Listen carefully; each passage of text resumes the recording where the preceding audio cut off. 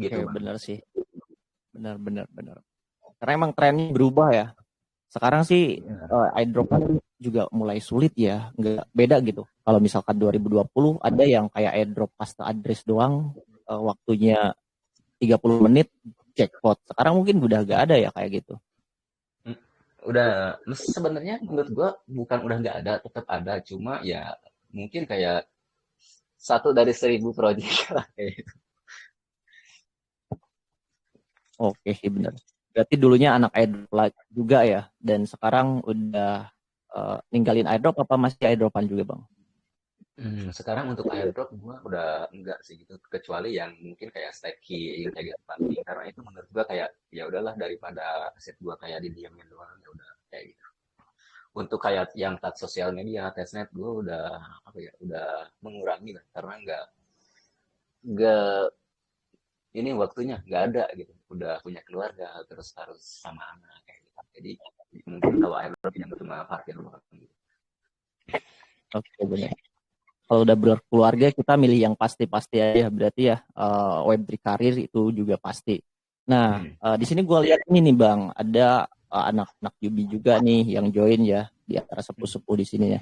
Mungkin bisa share nih cari cuan atau berkarir nih di Web3.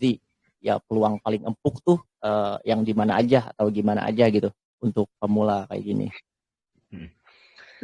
Hmm. Sebenarnya ini gua pribadi ya. Karena menurut gua sekarang kan perkembangannya udah masif banget gitu ya. Sekarang blockchain ataupun use case tertentu itu sudah dikembangkannya sama perusahaan sama institusi gitu.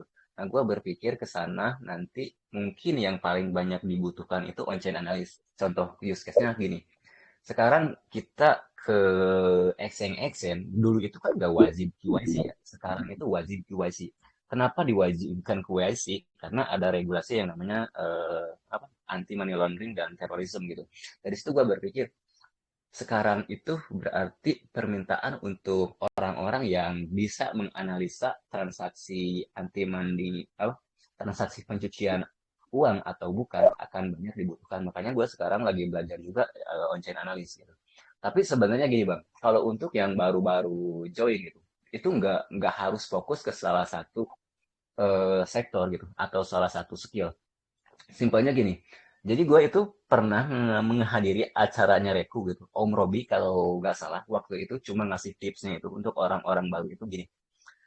Skill apa yang lu miliki hari ini, kemudian lu gabungkan dengan pengetahuan Web3 gitu. Jadi nggak usah bingung-bingung nyari kayak kesempatannya yang paling besar sebagai apa. Nggak harus kayak gitu. Jadi tinggal lu gabungin aja. Misalkan sekarang lu punya skill sebagai desain gitu kan. Tinggal lu tambahin aja dengan pengetahuan Web3-nya. Jadi gimana bikin poster untuk airdrop itu, terus info yang harus dimuat itu seperti apa kayak gitu. Menurut gua sih lebih lebih wise untuk coba seperti itu gitu daripada kita mempelajari hal baru gitu terus tanpa dasar sama sekali. Mending kita yang udah punya dasar atau skill kita digabungin sama pengetahuan Web3-nya. Menurut gua triknya seperti itu sih paling mudah. Oke, keren sih. Bener-bener. Bener sih ini. Ini gue jadi kayak ingat omongan Badek sih ya. Hampir sama kayak gitu. Jadi emang kita harus ngenalin diri sendiri dulu ya kalau misalkan pengen kerja di Web3 kayak gitu ya. Mm-hmm. Tapi mungkin eh, ada nih orang-orang yang kayak bukan di bidang tech-nya. Nah, misalkan orang-orang community kayak gue gitu. Atau orang-orang kayak content creator ya. Atau Yever dan yang lain sebagainya. Nah, mungkin bisa di-share gak Bang kayak apa ya skill atau hal-hal yang paling laku keras nih di Web3 ini dari tech atau dari non-technya, misalkan ambassador atau community manager nih yang paling banyak dicari selain on-chain analyst yang tadi nih buat orang yang non-tech apa aja nih? Eh, skill yang paling laku ya, skill yang paling laku ini agak susah sih sebenarnya. Karena perlu teman-teman tahu juga ya, sebenarnya proses bisnisnya atau core bisnisnya di mana suatu project berjalan, apa project Web3 itu berjalan, sebenarnya sama kayak project Web2 gitu. Mereka ada keuangannya, mereka ada yang tugas marketingnya, mereka ada yang tugas ngurus partnershipnya, mereka ada yang tugas kayak ngembangin kerjasama sebenarnya kayak gitu kan. Cuma menurut gua yang sekarang persaingannya berarti kan persaingannya kecil gitu. Berarti itu kan permintaannya banyak tuh. Cuma ketersediaan tenaga kerjanya nggak ada gitu kan. Nah, menurut gua itu ada beberapa skill ya, ya terutama pasti berkaitan dengan teknikal gitu. Kalau yang gua baca-baca dari kayak LinkedIn, terus reportnya Crypto Jobless, terus reportnya Web3 Jobless kayak gitu, itu yang paling banyak itu sekarang developer yang punya kemampuan untuk mengembangkan GK, terus smart contract kalau misalkan developer, terus yang bisa menggabungkan antara AI sama blockchain. Itu untuk yang developer sih menurut gua. Terus untuk yang non-tech banyak sebenarnya. Cuma mungkin yang paling mudah itu sebagai community sebenarnya. Kayak community marketing, terus community moderator, kayak gitu. Itu menurut gua paling mudah. Tapi ya semakin mudah kan persaingannya semakin banyak gitu kan. Karena semakin mudah orang pun kayak mempelajarinya mudah gitu. Yang akhirnya ketersediaan tenaga kerjanya atau orang-orang yang memiliki skill di bidang ini itu banyak gitu. Sementara mungkin persediaan lapangannya itu kecil gitu. Itu sih menurut gua. Jadi kalau mau laku keras ya belajar yang teknikal aja kayak on-chain analysis kayak gitu. Terus ya mungkin pengembangan GK teknologi itu seperti apa, smart contract seperti apa kayak gitu. Menurut gua itu akan laku keras. Akan dicari lah bukan laku keras. Oke, benar-benar. Tapi mungkin orang non-tech juga perlu ya lah pengetahuan-pengetahuan dasar teknik ya kayak blockchain, terus smart contract-nya ya kayak gitu sih. Iya, Karena itu kan dasar kan. Kalau misalkan lu memang mau berkarir atau mau coba kerja di Web3, ya minimal lu tahu sih kayak blockchain itu fungsinya apa, terus bekerjanya seperti apa, terus ketika diterapkan ke industri tertentu, itu akan seperti apa. Misalkan sekarang kayak blockchain diterapkan ke industri keuangan, itu kan sektornya banyak banget. Ada DeFi, ada payment, ada stablecoin, kayak gitu. Terus kita pelajari aja, oh stablecoin itu ada beberapa kategori, ternyata ada yang siap di stablecoin, ada yang algoritma stablecoin, kayak gitu. Itu kita wajib tahu kalau memang kita mau berkarya atau bekerja di dunia Web3, kayak gitu. benar-benar. Walaupun kita nggak ada kaitannya dengan coding, kayak gitu. Tapi cara kerjanya tetap harus tahu. Oke. Bisa lewat chat GPT nih nggak? Bisa sih, bisa, bisa. Cuma gue chat GPT itu sekarang kayak terasa isu lah sama chat GPT. Kadang jawabannya itu halusinasi itu. Jadi gue lebih prepare kayak baca-baca riset di Mesari, terus Delphi Digital. Gue lebih suka baca-baca riset daripada tanya chat GPT kayak gitu. Nah, oke. Nah, guys, kayak gitu tools-toolsnya ya. Jadi web-webnya itu emang banyak banget nih. Udah kayak Prop kali Masada aja ini Bang Eksan ya. Kesibukannya mungkin Nah, sama, tapi duitnya belum, Bang. aku gak percaya lu backup punya project. Oke, nah kita kan udah tahu nih eh, yang paling laku keras atau kita mau fokus di salah satu bidang nih. Nah, cara biar kayak project itu atau komunitas itu kenal kita bahwa kita ini developer yang handal atau misalkan kita yang non-technya ambassador, community manager yang handal. Itu cara brandingnya gimana nih? Apakah ada tips khusus atau mungkin media sosial yang emang relevan buat hal itu kayak gitu Bang Hesa? Ini seharusnya pertanyaannya ditanyakan ke influencer yang fokus ke branding atau ke HR langsung gitu. Tapi gue mungkin mau share apa yang gue lakuin aja ya. Mungkin itu bisa jadi inspirasi atau referensi buat teman-teman. Jadi gimana kayak gue nge-build portofolio gue gitu ya. Yang pertama gue itu seperti yang gue bilang di awal, kalau gue itu memang suka nulis gitu. Berarti apa yang gue tulis gue kaitkan dengan blockchain gitu. Jadi apapun yang gue tulis dan bagikan di platform yang gue pakai kayak LinkedIn, terus Twitter, Substack, terus Medium, itu pasti selalu berkaitan dengan blockchain gitu. Kenapa? Karena dengan membagikan konten atau ya istilahnya konten gitu, itu udah kayak membuktikan minimal kita itu memang paham gitu, di mata si recruiter itu, oh ini orang memang paham gitu. Buktinya dia punya pernah membahas ini, membahas ini. Gua sih itu yang gua lakuin. Gua cuma istilahnya konten lah gitu simpelnya. Yang gua lakuin konten. di Twitter, Medium, Substack, sama LinkedIn sih kayak gitu. Oke.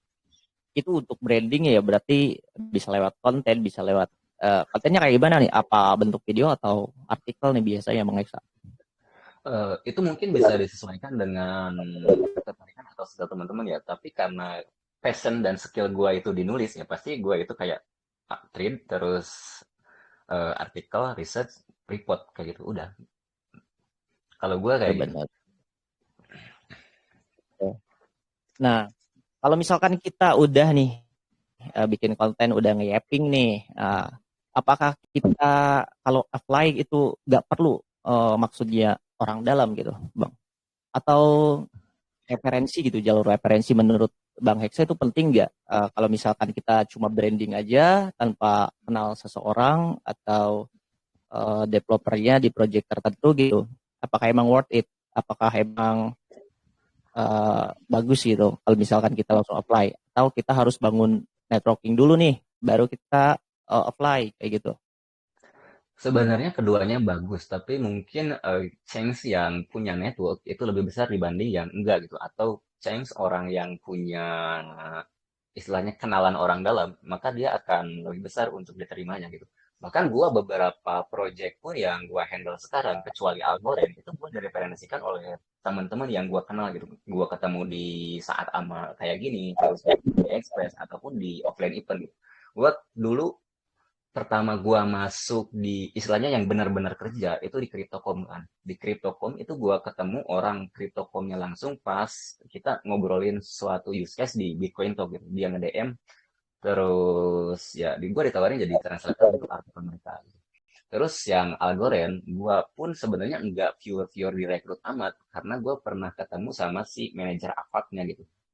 Terus yang lainnya pun sama sebenarnya kayak gitu. Kayak gue sekarang di Amagi itu gue diajak temen gue gitu. Terus di OK sekarang itu pun diajak temen gue yang sebelumnya kerja sama ketemu di kerjaan sebelumnya gitu. Jadi menurut gue apakah networking itu penting? Itu penting banget gitu. Apakah yang punya network nggak ada kesempatan? Tentu punya gitu. Cuma untuk chance diterimanya ya pasti orang-orang yang punya kenalan di dalam akan lebih besar. Benar, wajib, keren sih. Jadi pertama-tama nih teman-teman, berarti kita harus nentuin dulu nih kita mau fokus di mana. Terus yang kedua kita branding dulu ya Bang Hexa. Jadi kita ngenalin dulu diri dari misalkan fokusnya di X atau di LinkedIn ya, rekomendasi kalau misalnya crypto. Nah, kalau udah kayak gitu, kita bisa apply. Nah, baru deh ya, kalau misalkan udah diterima atau punya porto di orang dalam kayak gitu, kita udah gak perlu lagi CV ya. Kita langsung enroll aja. Iya benar benar benar. Bahkan gue itu di Amagi itu ya prosesnya itu rekrutmen gue itu cuma 15 menit gitu. Karena teman gue kan lumayan beberapa kali ketemu sama dia kan sering handle eventnya Algorand kan. Terus di Amagi itu gue cuma kayak direferensikan sama dia terus interview mungkin gak nyampe 15 menit walaupun jadwalnya 15 menit cuma ditanya lu punya skill apa lu bisa ngelakuin ini enggak kata gue mungkin gue nggak expert tapi gue bisa berusaha kayak gitu terus nggak lama kemudian ya udah dikirimin kontrak gitu itulah kekuatan orang dalam tapi mungkin sama ini gue nambahin yang tadi ya untuk yang mau mulai gitu di awal-awal mungkin teman-teman kayak ya udah posting topik yang secara general gitu tapi mungkin untuk memperbesar kesempatan ketika kita udah punya banyak konten udah bertopik awal gitu ya mungkin bisa ke spesifik sektor gitu kayak sekarang mungkin ada beberapa orang yang fokusnya ngebahas teknikal kayak gitu atau ngebahas ekonomi kayak gitu atau ngebahas strategi market seperti apa terus market performance itu seperti apa nanti ketika konten generalnya sudah penuh atau sudah mencukupi sebagai dasarnya mungkin bisa fokus ke salah satu sektor sektor yang benar-benar akan membedakan kalian dari yang lainnya kayak gitu. Keren, keren. Insightful nih. Berarti gak ini gak ada niat jualan kelas ya? Ya walaupun ini ya, Bang Esa. Gue sebenarnya kemarin kan ngedesain konten untuk akselerator salah satu proyek L2 ya. Sebenarnya pengen sih, cuma gue malu karena gue sering bilang, lu ngapain join kelas? Pengetahuan itu bisa didapat secara gratis di internet. Sebenarnya kontennya udah punya, cuma belum berpikir lah nanti lah. takut dihujat bang, takut dihujat. Walaupun Oke. menurut gue ya sebenarnya belum ada kelas yang ngajarin fokus ke tokenomics kayak gitu. Terus ngedesain tokenomics itu seperti apa, terus insentif mekanismenya itu seperti apa kayak gitu. Belum ada sih menurut gue di Indonesia kayak gitu. Tapi ya gue takut dihujat sih. Belum siap dengan hujatan bang. Saran gue ini apa bahasnya yang diubah, jangan jangan kelas VIP ya, tapi lebih ke kayak apa, kayak dibungkus-bungkus aja namanya gitu, padahal itu sama aja kelas.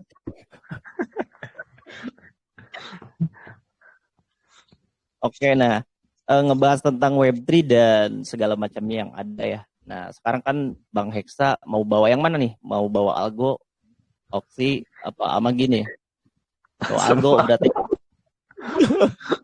kita bawa Algo, kita eh, dari sudut pandang Algoren nih, eh, Web3 ini bakal kemana nih masa depannya nih? Apa yang disiapin dari Algoren sendiri untuk menghadapi tantangan-tantangan yang ada kayak gitu? Hmm. Ini ini ini apa ya pendapat personal gitu ya. Gua kan kemarin bikin tim tentang bagaimana sih institusi atau visi-visi ini menginvestasikan duit mereka gitu ya, atau ke narasi mana gitu. Gue itu kemarin bikin analisa kecil-kecilan tentang itu gitu. Datanya itu dari CryptoRank gitu. Jadi sekarang itu mungkin di 2021 kayak visi itu fokusnya kayak ke game dan DeFi gitu kan. Terus sama Metaverse di 2021. Nah, sekarang menurut gua berdasarkan data itu ada dua sektor. Yang pertama itu centralized apa ya? Centralized dan decentralized finance jadi CDV itu, CDV. Itu dia pendanaan yang mengalir ke sektor itu sekitar 10 billion kalau nggak salah, 10 billion dolar dengan total pendanaannya itu sekitar 100 putaran pendanaan. Nah, sektor apa yang masuk di yang CDV ini? Yang pertama itu ada stablecoin, terus payment sama RWA gitu. Berarti kan adopsinya ke arah mana? Berarti lebih ke real use case gitu kan. Terus yang kedua itu ada AI. AI itu pastilah karena sekarang menurut gua adopsi blockchain dan adopsi AI itu lebih kencengan adopsi AI dibanding dengan blockchain. Itu menurut gua. Jadi tentu saja visi-visi melihat peluang ini makanya sektor AI itu menempati kedua gitu sebagai sektor yang paling diminati sama visi gitu. Terus yang ketiga itu ada decentralized finance. Ya tentu aja gitu kan orang-orang yang mau masuk ke Web3 mereka nyari apa sih? Pasti kan nyari yield gitu atau keuntungan gitu. Nah, orang-orang pasti nyari platform yang bisa menyediakan kayak staking terus trading gitu. Pasti sih ke situ. Menurut gua nanti arahnya akan ke situ. Pertama berarti tadi CDV itu, terus yang kedua AI, terus yang ketiga DeFi. Oke, keren keren. Gua malah baru tahu nih narasi-narasi kayak gitu ya. Berarti udah ada bocoran nih dari Bang Heksan nih. Harus sering-sering Gua ngobrol nih. udah all in lah, all in $10 ke beberapa saham yang mengeluarkan stablecoin kayak gua ke Circle kayak gitu. Terus kemarin ke yang di Indo itu Coin kayak gitu. Udah mulai lah kayak gitu. Terus kalau token gue itu sekarang itu lagi bullish banget sama Plasma gitu. Kalau mungkin teman-teman baru dengar Plasma itu dia L1 tapi fokus ke stablecoin sebenarnya. Kemarin itu dia open deposit untuk kayak TVL mereka aja kalau nggak dibatasin mungkin udah nyampe 5 billion tapi karena dibatasin 1 billion dulu mereka itu 1 billion itu cuma 30 menit loh TVL-nya 1 billion loh 30 menit mereka dan sekarang mereka kayak kerjasamanya itu langsung sama platform-platform yang besar nggak kayak market entry-nya itu nggak kerjasama dulu dengan proyek kecil enggak mereka langsung kayak kerjasama dengan AAV terus Uniswap gitu sekarang mereka kayak mengalokasikan dana kalau nggak salah 1 billion apa 100 million gitu untuk adopsi stablecoin gue sangat bullish dengan proyek itu mungkin teman-teman bisa riset tuh Oke. kalau Berarti Algoren sendiri ntar belum nah, gue belum ada. mempromosikan Algorennya nih. Kalau Algorin sendiri sebenarnya ada salah satu proyek yang akan menggabungkan antara teknologinya Algoren dengan chain dia sendiri. Jadi mungkin itu kayak bisa dibilang side chainnya Algoren ya. itu juga akan didirikan atau dibangunnya itu sama sama foundernya Algorand lah, tapi memang difokuskan untuk stablecoin dan payment tadi, namanya itu fiat chain. Nah, keuntungannya apa untuk Algorand si fiat chain ini? Jadi walaupun si fiat chain ini secara tech atau secara operasionalnya itu berbeda dari sisi teknologi, dari sisi bisnis dengan Algorand, tapi Algorand akan dapat keuntungan gitu. Misalkan dari transaksi, mereka nantinya direncanakan akan menggunakan Algorand gitu, akan menggunakan algo gitu. Berarti kan itu menciptakan use case baru dan permintaan baru untuk algo ya. Itu mungkin arah pengembangan Algorand. Terus kemarin Algorand itu sebenarnya udah ngerilis roadmap terbarunya mereka gitu untuk pengembangan di tahun 2025 dan 2026 awal. Jadi yang pertama itu Algorand akan fokus ke tokenomik. Mereka akan ngerombak semua sistem apa tokenomiknya mulai dari distribusinya tokennya itu harus seperti apa, apakah cuma ke staking doang atau ke program lain, terus dari sisi insentifnya juga akan seperti apa, itu akan dirombak keseluruhan gitu. Terus dari sisi komunitas, komunitas kalau dulu kan orang-orang bisa nge-submit istilahnya permintaan dana atau grant program gitu. Terus yang nentuin di approve atau tidaknya itu kan orang dalam istilahnya orang foundation gitu. Itu disinyalir mungkin ya untuk kayak untuk apa ya? Untuk menghindari lah kayak wah gua kenal nih project yang submit ini ya. Oke, gua approve. Nah, itu sekarang akan dihindari banget dengan menerapkan yang namanya on-chain governance. Jadi orang-orang akan full eh, submit misalkan permintaan investasi gitu atau permintaan dana ya ke ke portalnya Algorand. Nanti akan komunitas yang menentukan bahwa apakah proposal atau project ini itu layak didanai atau tidak gitu. Itu dari sisi bisnis dan pengembangan tokenomik algonya. Terus dari sisi teknologi, sekarang Algorand akan fokus ke V2P Gossip Network gitu. Untuk sebenarnya yang V2P Gossip Network ini roadmap-nya itu udah dipublish di tahun 2024, cuma nggak ke eksekusi gitu. Jadi kemarin diluncurin sih pas ngumumin roadmap si P2P Network ini diluncurin gitu. Jadi P2P Network ini gini, kalau sekarang kan kebanyakan blockchain ya, seluruh datanya itu kebanyakan disimpan di seluruh node gitu. Nah sekarang Algorand itu enggak, jadi apa informasi itu enggak disimpan tapi apa ya didistribusikan lah gitu, jadi berputar aja gitu. Itu akan istilahnya akan apa ya, akan mempermudah tugas dari si node gitu. Jadi harapannya transaksinya semakin cepat. Itu dari sisi tech yang pertama.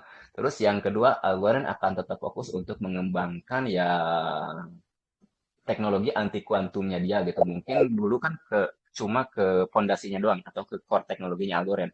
Nah, sekarang Algorand akan fokus untuk menerapkan si teknologi anti komputer kuantum ini ke aplikasi-aplikasi yang ada di Algorand gitu. Terus yang ketiga, kita akan fokus juga ke dua sektor utama gitu untuk dari sisi pendanaan terus investasi.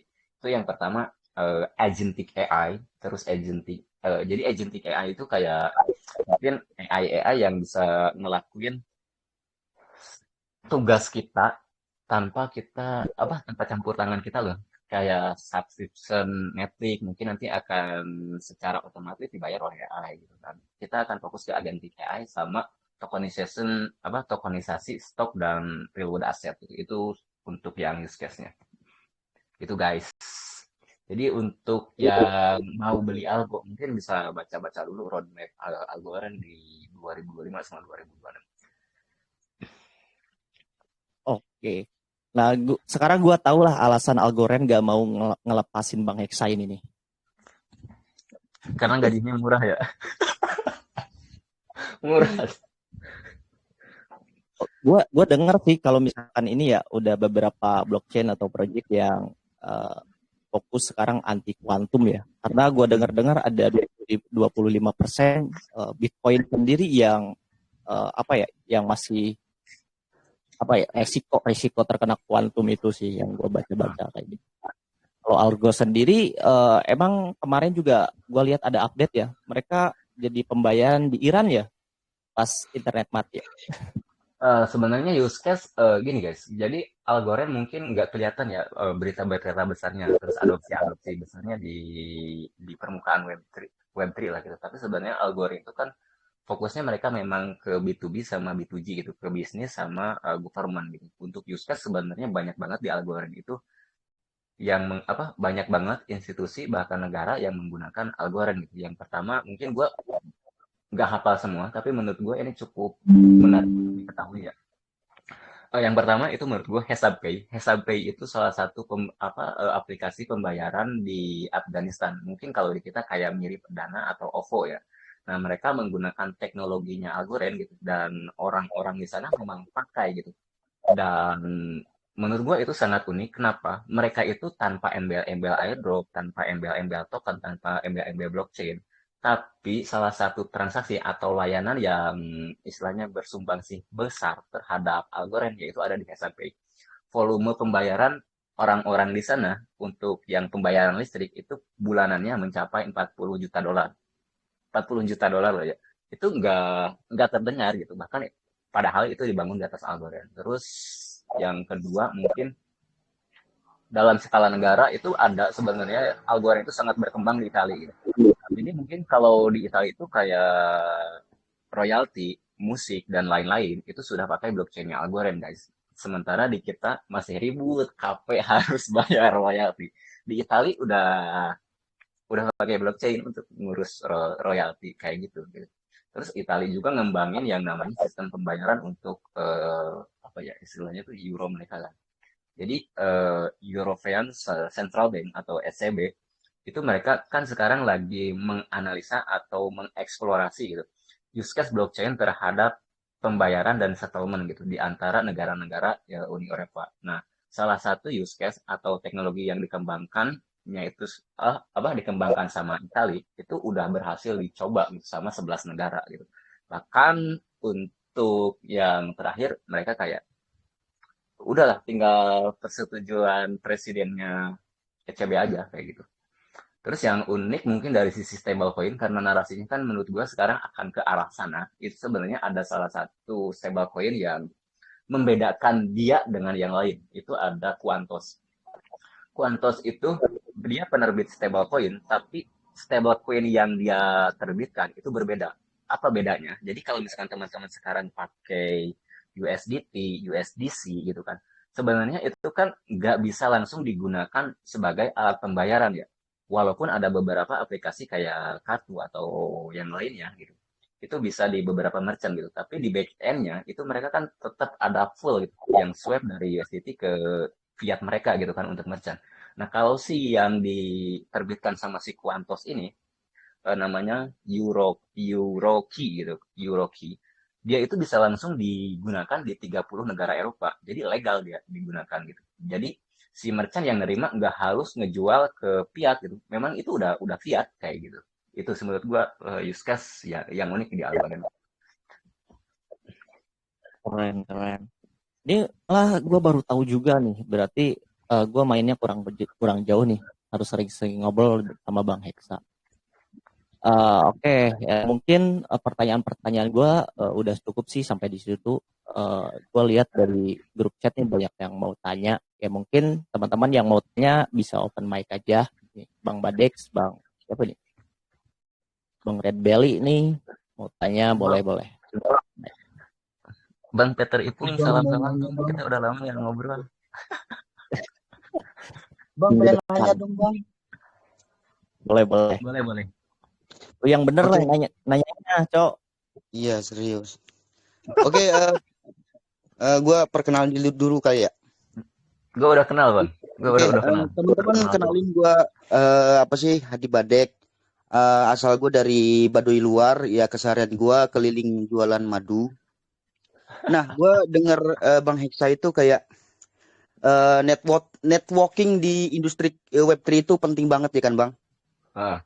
Nah, kita misal contohnya kayak Badek sendiri yang kesehariannya jualan keliling madu ya pastinya masih awam dan gimana sih caranya untuk mendapatkan networking itu gitu loh, Bang?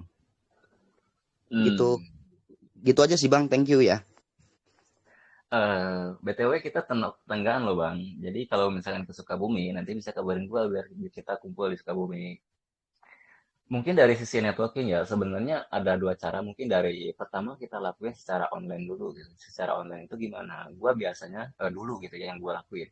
Ketika ada mungkin kayak KOL besar yang ngepost tentang topik yang menarik, gue coba engage dengan posting mereka. Lama kelamaan maka akan kayak mungkin KOL-nya akan mikir, oh ini anak ini banget nih, kayak support banget dan ngikutin gua banget. Mungkin bisa setelah itu bisa lu DM gitu, kenalan, terus dia lu cari tahu lah, kayak ngobrol biasa aja. Terus yang akhirnya lu harus bisa kayak bikin bang kolaborasi. Mungkin itu yang bisa dilakukan secara online. Tapi kalau misalkan untuk offline, ya tentu pertama kita harus datang ke event gitu kan.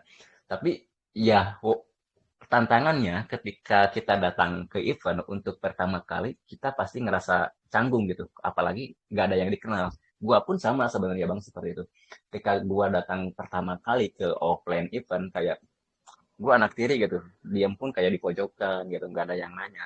Tapi di situ kan buat apa kita datang ke event itu kalau mau diem di pojokan gitu. Mending lu diem aja di rumah gitu. Udah, diem aja di kamar lu. Jadi kalau mau datang ke event, kita harus istilahnya punya target lah. Kita datang ke event itu harus ngapain gitu. Apakah kita memang ke sana mau show off? Apakah kita mau bangun networking? Terus dari situ untuk networking kita harus apa? Yang pertama berarti kan kenalan. Kenalan sama orang-orang yang mungkin punya pengaruh gitu ya. Terus yang selanjutnya bisa tukar kontak. Terus ketika kita punya kontak atau udah terhubung, itu gua itu sangat menghindari kayak nanya, "Bang, ada loker kah?" Bang, gue bisa dapat ini kah? Gue menghindari banget kayak seperti itu gitu. Jadi apa yang gue lakuin itu kayak ya udah kayak ngechat-chat biasa aja, terus share share insight lah kayak gitu.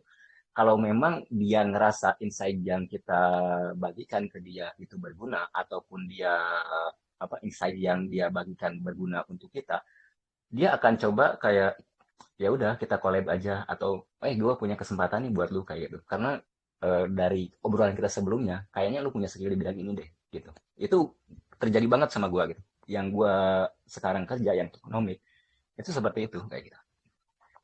Itu Bang Badek, moga bermanfaat ya seniorku. Ya, terima kasih Bang udah menjawab Bang. BTW kalau di Sukabumi beneran kabarin gue. Di Sukabumi juga.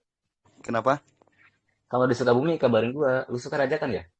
Iyalah kemarin katanya mau nyusul tapi hujan. Iya, itu gue malas banget kayak hujan.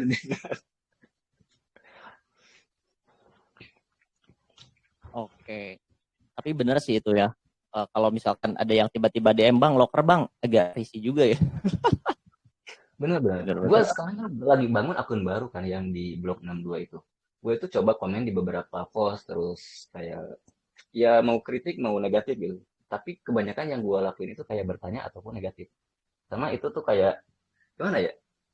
Mungkin orang kayak ini kayaknya perlu dibalas nih kalau komennya negatif nih, perlu gue luruskan kayak gitu. Kayaknya begitu deh. Itu kayak gue lakuin sih kadang-kadang. Gue komen negatif atau gue tanya gitu. Oke, Bang, izin bertanya Bang. Boleh Bang, boleh. Ini tadi kan ada bahas ini Bang, apa namanya personal branding ya. Hmm. Itu kalau personal branding melalui bikin konten ya, itu bahasanya bahasa mana Bang? Apakah konten bahasa Indonesia atau bahasa Inggris Bang? Itu aja sih, terima kasih. Ini kesiapan nih. Itu sebenarnya pilihan ya guys. Jadi kalau misalkan memang target lu audiensnya orang Indonesia terus cuma engagement, mungkin lu bisa pakai bahasa Indonesia gitu. Kadang memang konten bahasa Indonesia itu yang pernah gua lakuin itu engagementnya tinggi gitu kan. Tapi untuk di lirik sama project mungkin kecil. Kenapa? Karena ya di global mereka pakainya bahasa Inggris gitu. Jadi itu sebenarnya kayak balik lagi aja kebutuhan lu, lu mau dilirik sama pasar global atau pasar lokal gitu kan. Terus apa yang mau lu dapetin? Apakah lu memang cuma mau dapet engagement? Kalau engagement ya terus market lu, audiens lu Indonesia, ya udah ya udah lu pakai bahasa Indonesia. Tapi kalau misalkan lu pengen diakui di global atau dilihat sama orang-orang global, ya pasti pakai bahasa Inggris sih.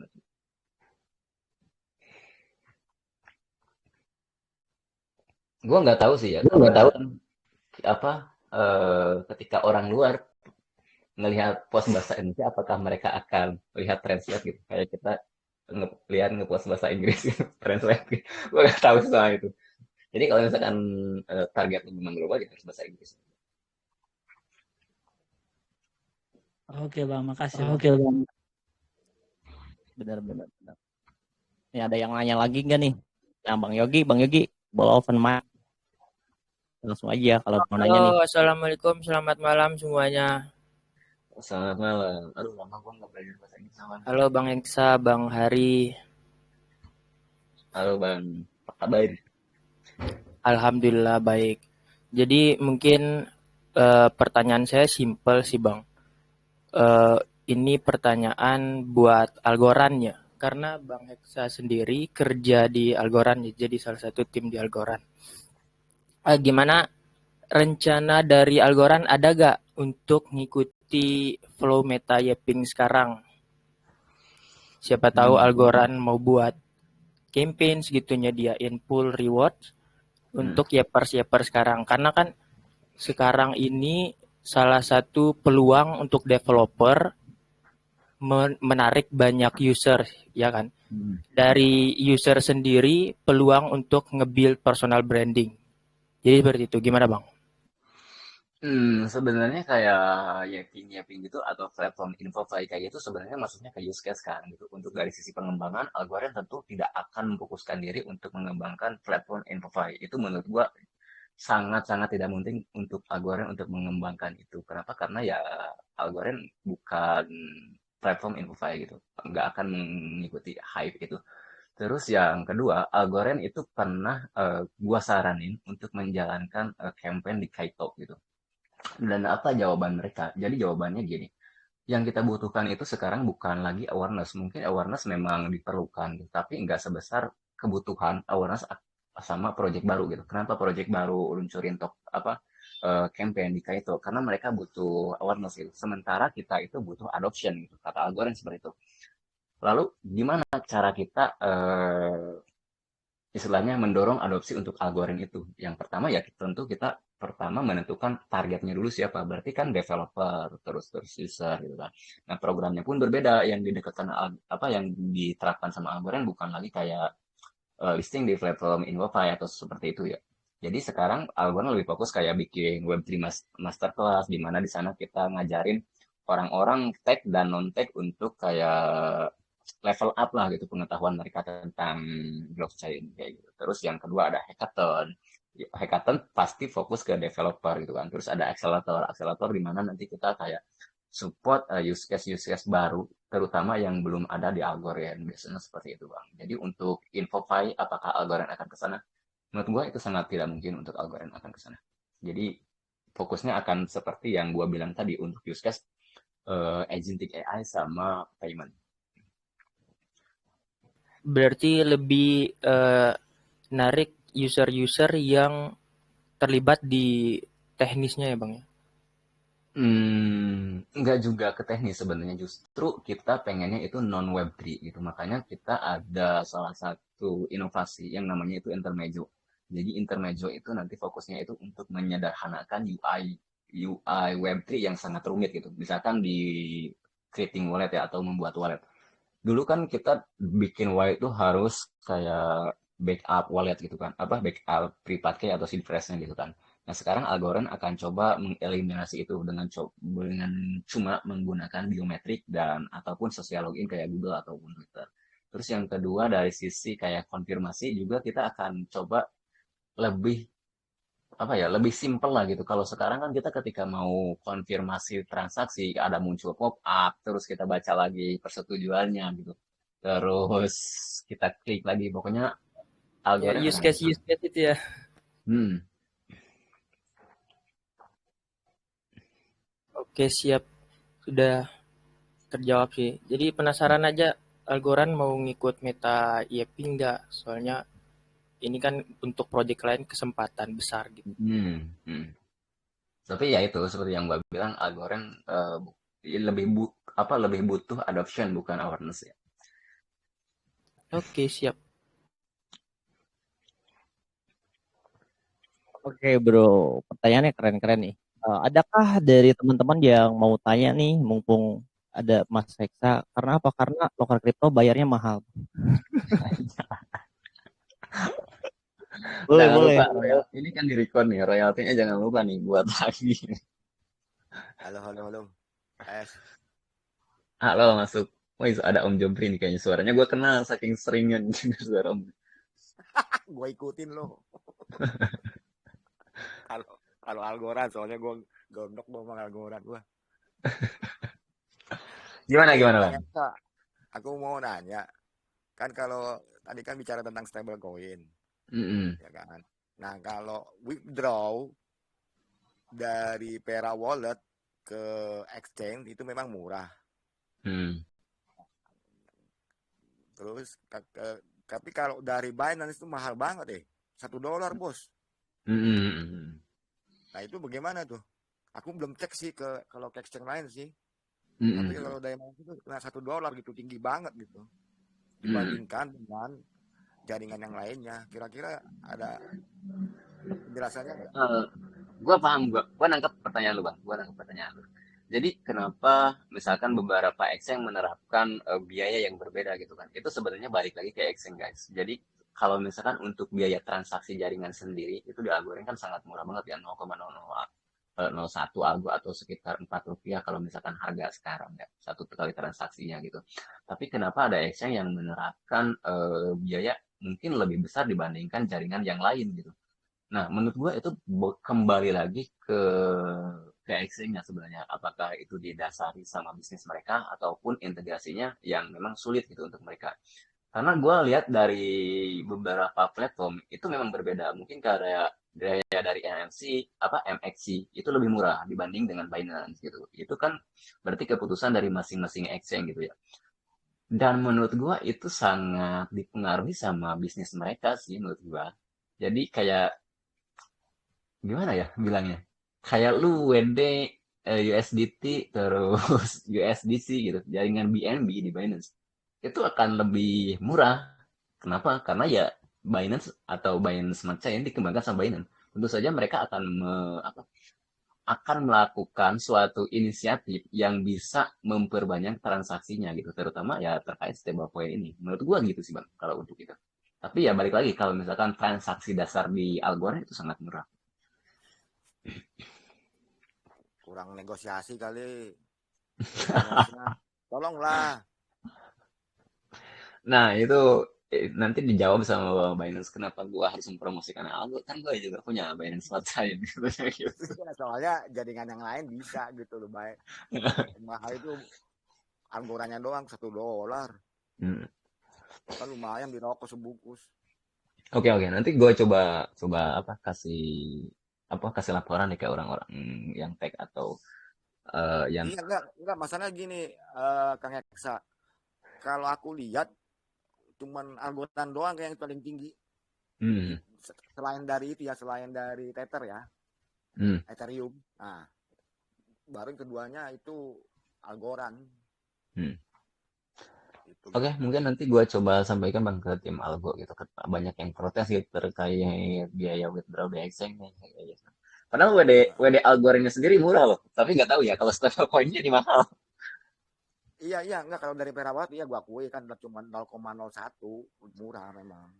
Enggak, dari Binance pun kalau misalkan kita WD Algonya itu sangat murah kan biayanya gitu. Tapi Iya ya, betul ya kalau Algorandnya sendiri ya betul murah. hmm, Kecuali yang stable coinnya ya, yang USDT USDC-nya $1 hmm. itu. Ya itu aja lah, makasih. Oke, thank you Om. Nanti gue coba tanya ke orang-orang di luar. Oke. Itu lu di komen Bang, bukan ditanya itu. Oke, buat teman-teman mungkin ada yang mau nanya lagi boleh langsung open mic aja. Kita ngobrol-ngobrol ngopi aja di sini, ngobrol piduiten ya. Langsung open mic Bang. Lu masih di ini gak sih? Jadi dulu tuh apa programnya Reku tuh masih ini gitu ya? Oh itu. Sekarang Reku ada Reku Ambassador. Gue gak ikut tuh kalau Reku Ambassador tuh. Sekarang gue fokus di LK aja, kita share-share locker gitu. Hmm. Persis kayak lu tadi, gue juga lagi kayak nge-build sama ngenalin diri dulu gitu. Biar apa? Biar relevan sama role-nya. Ya mungkin lu ada orang dalam bisa lah connect gue.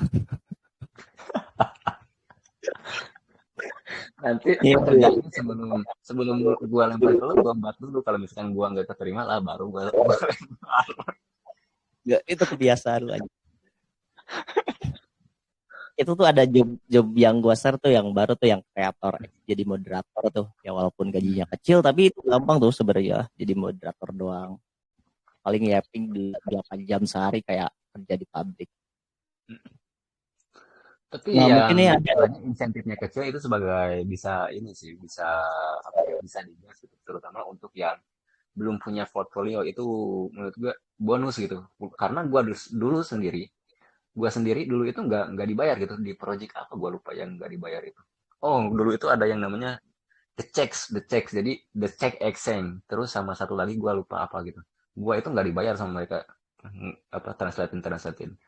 Kenapa gua mau? Ya itu, gua cuma pengen waktu itu biar gua kelihatan punya portfolio aja kayak gitu.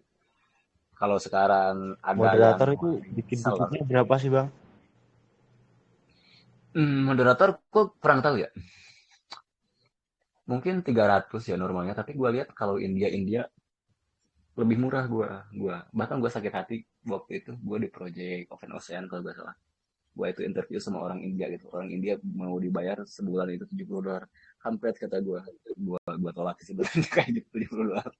Karena kayak kerja rodi gitu. Mungkin kalau untuk yang belum punya portfolio atau belum punya pengalaman, oke lah gitu. Itu untuk portfolio. Tapi untuk kayak yang udah beberapa kali kerja di project, menurut gua kayak ya udah mending gua cari cari kesempatan yang lain gitu daripada gua ngabisin waktu kayak gitu.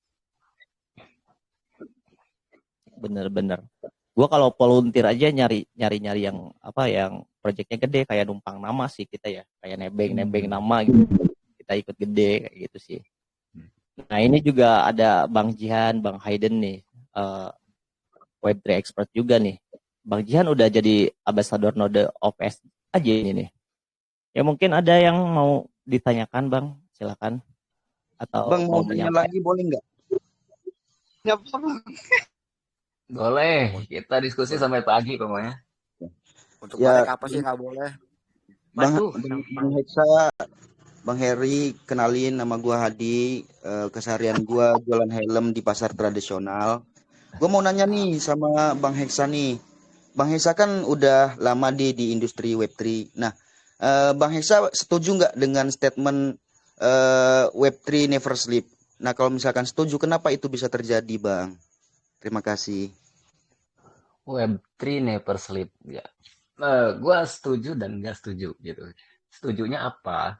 Ya memang untuk secara operasional ataupun apa ya, kayak mungkin bisnisnya memang kebanyakan kan mereka beroperasi 24/7 gitu kan, dari checks dari DEX gitu. Sementara di industri web tuh kayak Sabtu Minggu libur, sementara di Web3 itu enggak gitu. Terus nggak setujunya kenapa? Karena kita juga manusia gitu guys. Jadi kita benar-benar kayak butuh waktu juga untuk kita sendiri, untuk istirahat, terus kita juga punya keluarga. Kita istilahnya butuhlah kebutuhan itu gitu. Jadi Web3 never sleep, gue setuju dan nggak setuju gitu. Tapi untuk gue sekarang, untuk yang kerja harus Senin sampai Minggu, itu gue kayak nggak dulu deh gitu, karena gue punya keluarga sekarang gitu. Itu Bang Badex sih menurut gue. Mungkin Bang Badex punya pandangan lain ya, share juga ke gue kayak gitu. Gak ada sih, lagi fokus jualan helm dulu Bang di pasar tradisional. Makasih Bang, jawabannya Bang. Abis stand up itu Badek di itu. Sekarang gue lihat nih Bang Badex udah di mana-mana nih. Udah Oji ya, udah Oji dia. Waduh. Iya. Udah Oji sekarang, udah di Bitget, udah di Coinbase dan lain-lain. Keren. Modal milet doang itu ya. Iya, malah udah melihat doang, lu dapat kerja, Bang, dapat bini juga. Gue sebenarnya inilah ada ini. Dapat bini. Gua aja yang kurang serang dapat bini Sukabumi ya. Si Hexa kayaknya susah banget loh dapat orang Sukabumi. Gue dapat orang Sukabumi itu bertahun-tahun dulu. Bahkan gue peletnya aja susah. Gue dulu mahal pelet Jepang aja. Curhat dong mama. Bang Badek cuma modal milik anjing aja.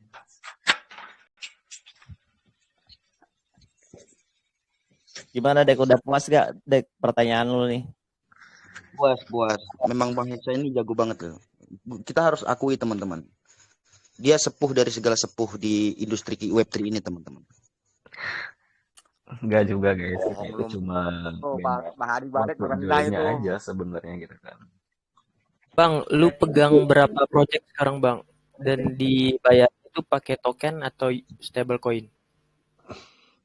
Sekarang gue untuk project 3 sebenarnya, 3, dua OKX doang sama Algorand.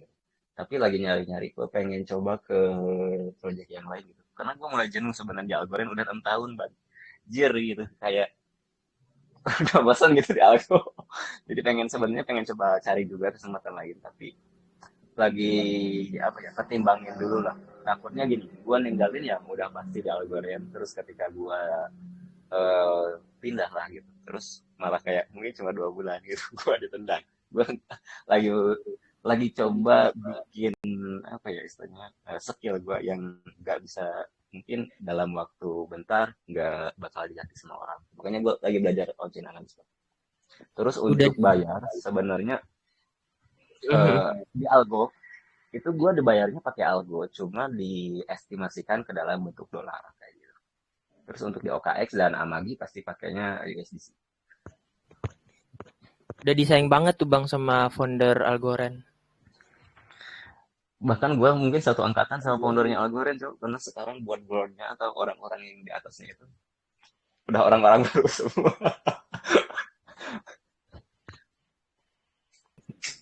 Generasi tapi masih tetap Algorandnya. Harusnya gue udah jadi personal asistennya founder sih. Berarti bisa ini dapat orang dalam gitu. Karena gue pun masih ada kelemahan Bang Yo gitu. Gue sebenarnya dapat kesempatan di Algorand itu cukup besar ya di tahun 2021 itu. Kayak ditawarin gue pegang Apex gitu waktu itu. Cuma gue nggak pede dengan keterbatasan gue yaitu bahasa Inggris. Jadi gue mikir waktu itu, anjir gue pegang Apex ada beberapa negara gitu kan. Terus bahasa Inggris gue belepotan, anjir. Gue nggak mau dari waktu itu gue berpikir kayak enggak gue walaupun apa kayak loncatan gajinya cukup besar ya, tapi gue kayak gue nggak mau mempermalukan diri gue kayak itu bagi.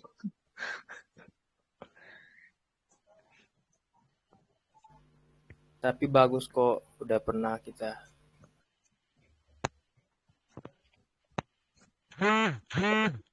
Bang Heksa ini di web tuh juga bekerja di bidang dari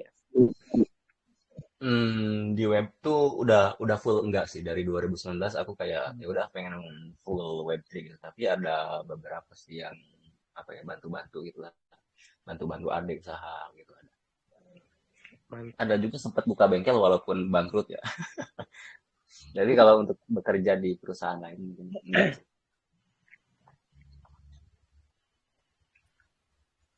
Sekarang malah fokus dia punya hobi kayak Hari gitu. Hari kan hobinya ngurus apa bonsai ya, gue lagi fokus kayak ngikutin bapak-bapak di sini gitu, trennya kayak pelihara burung, mancing. Waduh, udah bahaya. Biar diakui guys, karena gitu kan, biar lu akrab sama kelompok orang atau society, lu harus coba terjun dengan apa yang mereka lakuin, lu harus ngikut apa yang mereka lakuin kalau memang itu nggak melanggar norma dan hukum gitu. Oke. Ini sebenarnya penasaran nih sama lu, kan dulu pernah share ya keuntungan lending borrow nih. Nah, itu waktu itu kan ya tokennya naik, lu duit dapat, terus tokennya naik. Nah, itu strategi lu kayak gitu tuh bisa di-share gak? Biar gua juga ikut gitu. Sebenarnya gini ya, itu nggak berbeda jauh sih sebenarnya sama trading gitu ya. Cuma gue kan lebih kayak mengharapkan nilainya itu lebih besar di di lain hari atau di kemudian hari tanpa gue harus kayak jual dulu gitu. Jadi strateginya gampang kan. Gue itu cuma menjaminkan aset gue gitu, terus pinjam untuk kebutuhan hidup sehari-hari. Contohnya gue itu di Algorand kan bayarnya pakai algo ya. Terus gue berpikir waktu itu harga algo 0,15 nih. Gue mikir, gue percaya gitu ya, Algorand itu kayak minimal $1 lah gitu. Terus kebutuhan kan nggak bisa ditunda ya guys ya. Jadi apa nih yang harus gue lakuin untuk memenuhi kebutuhan hidup gue tanpa gue harus menjual algo gitu. Jadi waktu itu gue coba kayak ya udahlah gue pakai lending and borrowing platform gitu. Waktu itu gue pakai Fox Finance. Gitu. Dari situ gue kayak ya udah setiap bulan yang gue terima dari Algorand Foundation gue masukin ke DeFi, ke platform DeFi yang ada di Algorand. Tentu ya algonya itu sebagai jaminan. Terus gua pinjem 30% dari apa yang gua terima itu buat kebutuhan gua sama keluarga lah kayak gitu. Dari situ pas Algorand nyampe 0,6 sebenarnya gua pengen cash out gitu, pengen lunasin hutang gua semua kayak gitu. Tapi waktu itu walaupun gua lunasin nggak semua kayak gitu. Terus ada juga beberapa trik yang gua lakuin ketika menjaminkan itu gue kadang nggak cuma untuk memenuhi kebutuhan hidup gue sehari-hari tapi untuk membeli aset lain misalkan yang gue untung banget pas nerapin strategi itu pas gue beli koin yang namanya Rio gitu jadi Rio itu dulu ada di Algorand kalau sekarang dia multi chain dan dia juga udah punya jaringan sendiri jadi gue itu menjaminkan algo kalau nggak salah sekitar nilainya itu $10.000 waktu itu 19.000 algo kalau nggak salah gue jaminkan terus gue pinjam sekitar $3.000 gitu terus gue $3.000 itu 3.000 USDC-nya itu gue beliin ke Rio kalau nggak salah waktu itu dapat sekitar 11.000 Rio lah gitu. Gue tahan beberapa bulan terus ketika Rio-nya nyampe $2 baru gue jual gitu. Terus untuk lunasinya ya dari situ dari hasil jual Rio itu gua beli lagi apa gua beli USDC gua balikin ke Fox Finance gua ada sisanya dari hasil jual Rio gitu. Hutang gua lunas algo gua aman kayak gitu. Itu kok Ini bisa Oke. naik Ya. harga Rio-nya, lu researchnya gimana bang?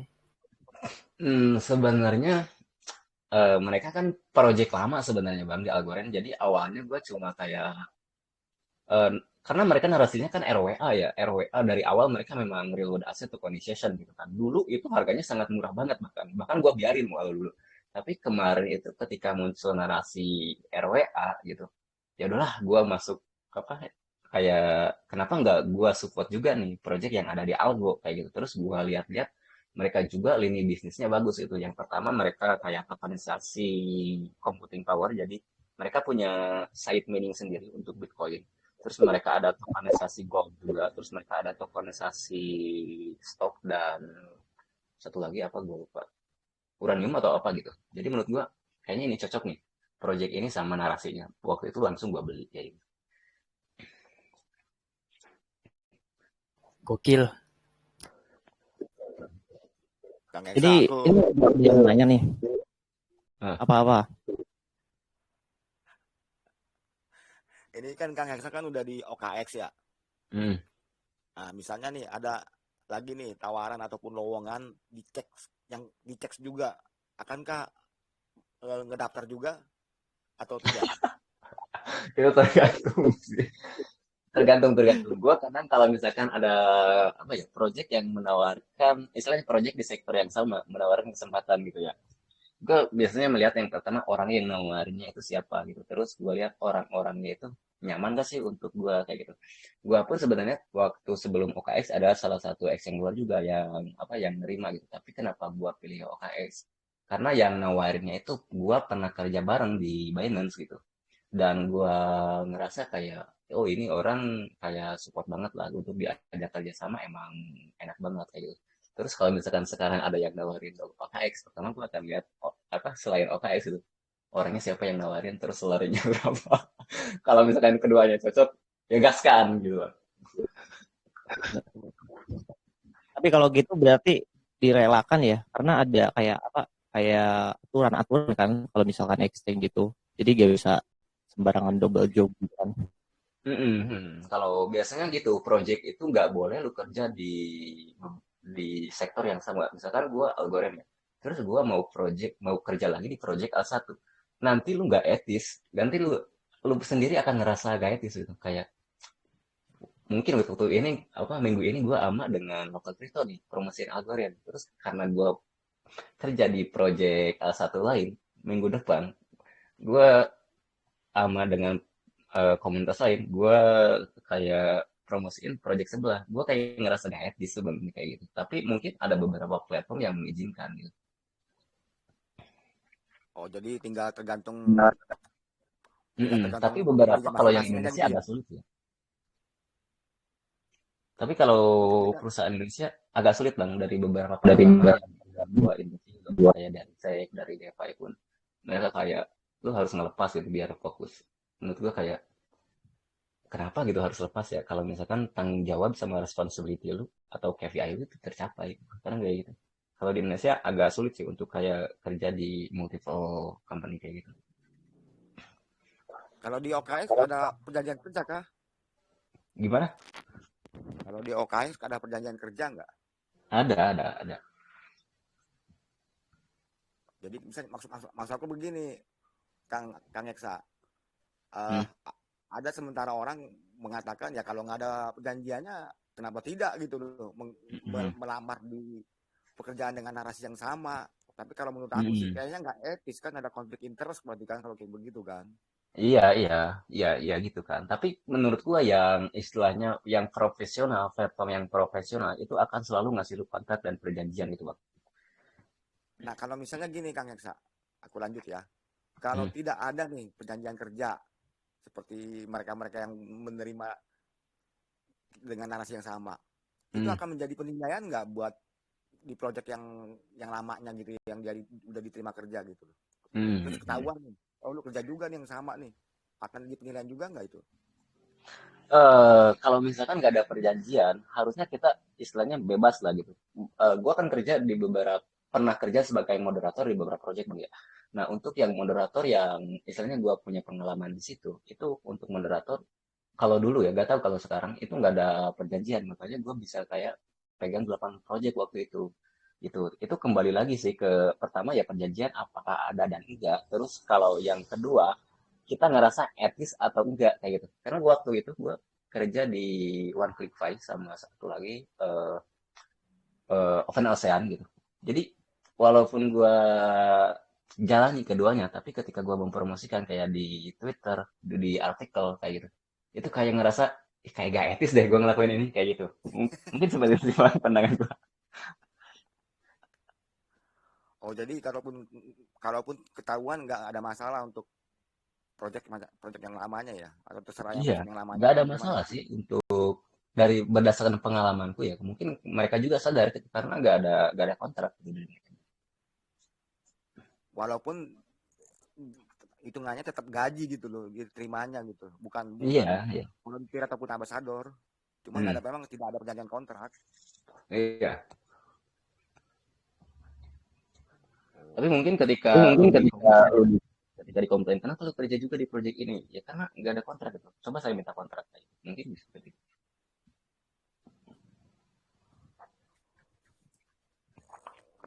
Benar-benar oke, bisa makasih Kang disimpulkan Eka. nih Bang Heksa, kayak apa yang harus kita lakuin ya kalau misalkan diterima gitu.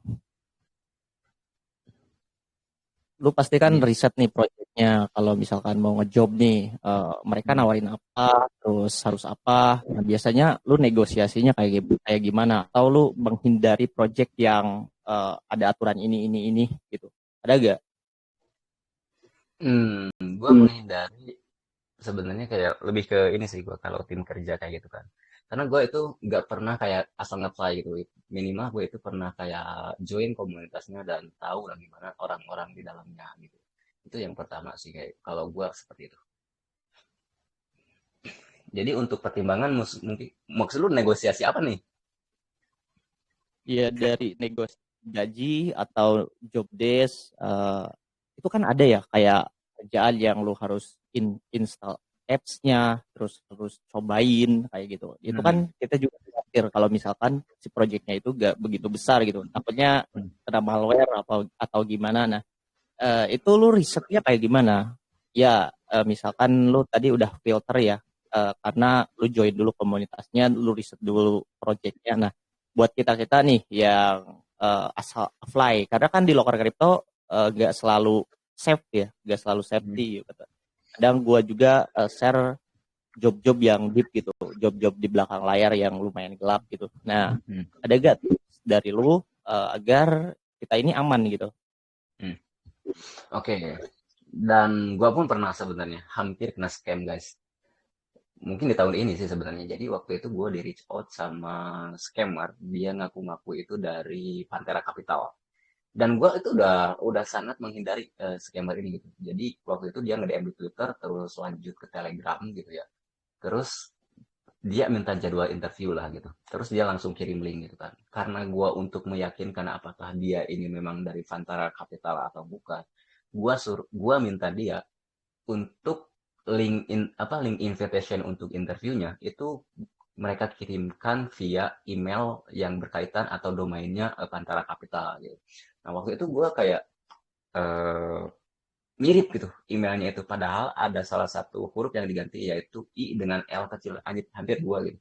Jadi pas mau interview mereka suruh install aplikasi dengan berbagai macam alasan lah. Mereka kayak Zoom di sini lagi gangguan, terus Google Meet di sini diblokir, kita pakai aplikasi interview yang baru. Terus dari situ gua udah kayak wah scammer nih. Terus baru gua periksa lagi tuh kayak emailnya, oh ternyata ada yang scam. Itu harus juga hati-hati tuh. Jadi kalau misalkan ada yang tiba-tiba DM, lo harus pastikan apakah dia ini benar perwakilan dari si project atau bukan gitu.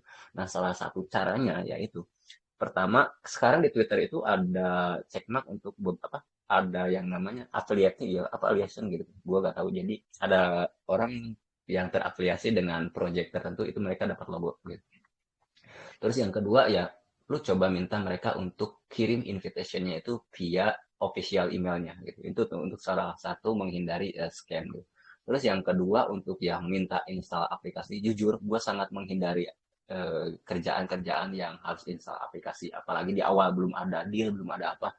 Kamu coba dulu ini terus minta feedback, nanti diterima kerja. Gue itu sangat menghindari dan itu menurut gue sangat red flag banget gitu. Terus untuk negosiasi kerjaan ya mungkin kayak sebenarnya lu dibayar untuk satu role tapi ngerjain berbagai macam kerjaan gitu ya. Itu kembali lagi sih ke lu mau apa enggak gitu kan. Tapi kalau gua biasanya kalau memang gua mampu, gua lakuin biasanya gitu. Jadi gua nggak terlalu kayak memikirkan, wah kan gua role-nya ini ya, kenapa gua ngerjain ini? Enggak, gua selalu berpikir, oh berarti kalau gua ngerjain ini, gua akan punya skill baru nih. Contohnya gini, gue di Amagi itu awalnya sebagai tokenomic analis dan sosial media gitu. Tapi ketika kerja, gue bukan cuma riset, bukan cuma kayak desain tokenomik, terus kayak desain insentif mekanisme, enggak. Tapi gue kadang-kadang kayak butuh ngelakuin yang namanya on-chain analysis gitu. On-chain. Itu kan kayak di luar sebenarnya kan, tapi gue berpikir, oh dengan gue mempelajari on-chain analysis, berarti gue akan dapat pengetahuan baru yang semoga saja ke depan ini tuh akan jadi apa ya istilahnya pembuka gerbang lah gitu. Nanti ketika ada orang yang cari ini, gue udah punya nih apa dasar dari on-chain analysis ini. Gue selalu berpikir seperti itu. Kalau misalkan untuk yang lu kerja Rodi tadi dibayarnya satu role gitu. Gue selalu berpikir. Tapi itu kembali lagi guys ke keputusan pribadi ya. Terus untuk nego salary, nah itu sebenarnya agak bingung gue tuh. Kalau gue untuk nego salary biasanya nggak terlalu tinggi di awal. Kenapa? Gue takut mengecewakan orang. Bahkan gue itu selalu mulai, bahkan ketika interview pun gue itu selalu menawarkan internship dulu, serius gue di Amagi pun gue internship dulu gitu. Ketika ditawarin kontrak ini gue minta internship aja gitu selama 3 bulan, kalau memang lu puas dengan kerjaan gue dan gue memang berkontribusi secara maksimal dan memenuhi ekspektasi lu, barulah gue kasih kesempatan yang lebih besar dengan salary yang lebih besar. Gue selalu itu. Gue takut banget ngecewain orang. Tapi itu ya balik lagi ke keputusan masing-masing guys. Kalau misalkan mau langsung minta salary yang gede, kalau memang skillnya mendukung ya udah nggak apa-apa juga kayak gitu. Cuma dari gue pribadi, gue selalu dari mulai yang kecil dulu karena takut mengecewakan orang. Takutnya gini, gue udah bayar mahal-mahal, ternyata kerjaan cuma segini. Nah itu gue sangat menghindari banget. Gue lebih baik kayak kerjaan gue maksimal, terus nanti dapat penghargaan, mungkin penghargaannya kayak naik level atau naik salary. Set, keren ini. Oke. Aku tanya lagi sekali boleh nggak? Boleh, Terakhir mungkin. boleh. Sampai subuh kata Oke gue. deh. Ah, Jadi aku penasaran nih gimana, mungkin sudah dibahas mungkinnya karena aku baru naik beberapa menit yang lalu di sini. Pertanyaanku itu gini, cara Bang Deksa buat portofolio itu gimana? Either menggunakan CV atau menggunakan Linktree. Nah terus di tahap sekarang ini Bang Hexa itu sudah di level nge-apply pekerjaan atau ada perusahaan yang datang ke Bang Hexa buat nawarin kerja gitu. Oke. Sebenarnya untuk sekarang kayak gue bersyukur banget gitu ya. Dulu apa yang gue tulis di Bitcoin Talk, apa yang gue tulis di Steemit, apa yang gue tulis di platform-platform lain lah, itu kayak jadi membuka gerbang buat gue kayak ditawarin sama orang-orang itu tanpa gue apply gitu. Walaupun sekarang kalau misalkan ada project yang menurut gue menarik, gue juga apply. Tapi menurut gue ketika ada orang yang tiba-tiba nawarin kerjaan kayak gitu, gue kayak ngerasa ya gila banget sih. Ternyata apa yang gue lakuin dulu yang gue anggap sia-sia nulis kayak gitu ya, ternyata bisa jadi pembuka pintu kayak gitu. Terus untuk platform sebenarnya gue lebih fokus ke LinkedIn. Kenapa? Karena menurut gue LinkedIn itu cukup cukup apa ya, cukup komplit lah gitu. Lu misalkan sekarang nih, lu gue jadi misalkan di sini mau ngisi ama ya, terus di post misalkan sama Hari, terus gue repost kan, itu bisa difiturkan gitu di platform si LinkedIn-nya. Jadi orang-orang akan mudah memverifikasi portofolio lu. Jadi kalau misalkan lu di CV-nya menyantumin skill bisa ngebangun kerjasama gitu. Nah, ketika post itu difiturkan, orang akan memverifikasikan. Nah, daripada orang scroll nyari bukti kalau misalkan lu pernah jadi speaker, lu pernah ngebangun kerjasama dengan ini, itu kan ribet banget ya. Mungkin orang juga kayak kayak malas gitu untuk buang-buang waktu. Sementara di LinkedIn itu ada salah satu fitur yang memungkinkan kita untuk istilahnya kayak dipin lah gitu. Apa yang kita lakuin bisa dipin di LinkedIn itu. Nah, kenapa prepare menggunakan LinkedIn? Ya itu lebih mudah ya untuk seperti itu. Terus di LinkedIn juga kayak ada fitur easy apply gitu. Jadi kalau misalkan gua nemu project yang baru, itu gue selalu cari dulu LinkedIn-nya. Kalau misalkan gua mau apply ya, gua cari dulu LinkedIn-nya, terus gua apa kayak dilihat gitu, apakah memang benar ini LinkedIn si projectnya. Kalau misalkan memang benar, gue akan cari ke bagian pekerjaan, karena di LinkedIn itu kan kalau misalkan perusahaan ada menu tentang about kayak gitu, terus sosial media, posting sama pekerjaan gitu. Nah, dari situ kalau misalkan ada, tinggal klik terus tinggal apply gitu, tanpa harus kita submit CV lagi gitu. Walaupun ya mungkin ada beberapa yang membutuhkan submit CV, tapi kebanyakan yang kalau gue apply, gue cari yang easy apply. Jadi easy apply itu kayak apa yang kita cantumkan di LinkedIn itu kayak kesubmit ke mereka kayak gitu. Kalau gue gitu bang.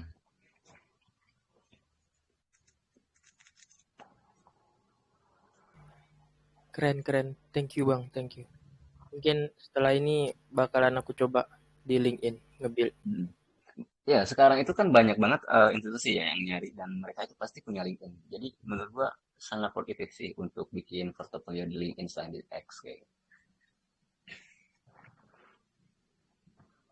Kan Bang Hari. Thank you banget Bang, udah kasih kesempatan buat nanya-nanya.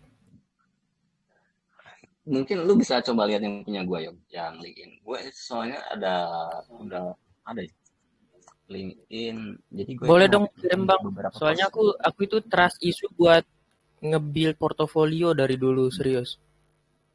Entah itu CV atau Linktree, di LinkedIn pun masih bingung, nggak ada yang pandu. Udah coba-coba nanya juga ya, itulah. Walaupun nggak semua gua fiturkan ya, tapi minimal itu tuh bisa membuktikan kalau gua itu pernah melakukan sesuatu kayak gitu. Siap. Oke bro, ini udah les ya, udah les Nah, pertanyaan. malah teknis Miss Rose anjir. Mau jawab gimana? Teknis Rose. Udah gue share ya LinkedIn gue. Oh udah. Followernya banyak tuh, mau disewain gak tuh? Sewa. Gue takut sih menyewakan kalau misalkan dia punya akses ke akun. Oke, Bang Heksa, ada personal statement gak nih? Kita udah mau tutup nih, jam 9:30. Yuk, kali aja. Apa ya? Gue bimbang personal statement. Ya mungkin kalau misalkan sebagai penutup dari gue ya, kalau misalkan teman-teman memang mau serius di industri Web3 ya, yang pertama memang harus terus update pengetahuan, terus update juga istilahnya koneksi kita dan update hal-hal penting lainnya gitu, terus update dengan hal-hal penting lain yang terkait industri Web3. Mungkin simpelnya seperti itu sih penutup dari gue. Oke, thank you banget nih, Bang Heksa udah menyempatkan waktunya nih. Nah, di sini gue tulis ya kesimpulan dari apa yang disampaikan oleh Bang Heksa terkait dengan Web3 job atau kayak step by step-nya. Pertama berarti kita harus kayak ini dulu, kayak ngefokusin kemana kita role-nya mau apa kalau misalkan di industri Web3 ini. Kalau misalkan udah kayak gitu, kita bisa personal branding, bisa kayak di X atau via LinkedIn kayak Bang Heksa, bikin konten, terus menulis sesuatu yang relevan untuk projectnya. Dan yang terakhir barulah kita build networking. Nah, teman-teman bisa build networking ini dari komunitas juga, dari luar crypto bisa, terus dari sering hadir di MA sampai kenal beberapa orang-orangnya, atau bisa di event offline juga kalau misalkan networking ya teman-teman. Oke, mungkin cukup segitu. Nanti di minggu depan kita bakal ngopi lagi, ngobrol piduten, kita siraman rohani di Web3 lagi. Mungkin ada beberapa narasumber lain atau kita ngobrol-ngobrol santai aja ya di minggu depan. Oke, see you. Selamat malam semuanya. Thank you ya yang udah join. Makasih. Selamat malam, thank you guys.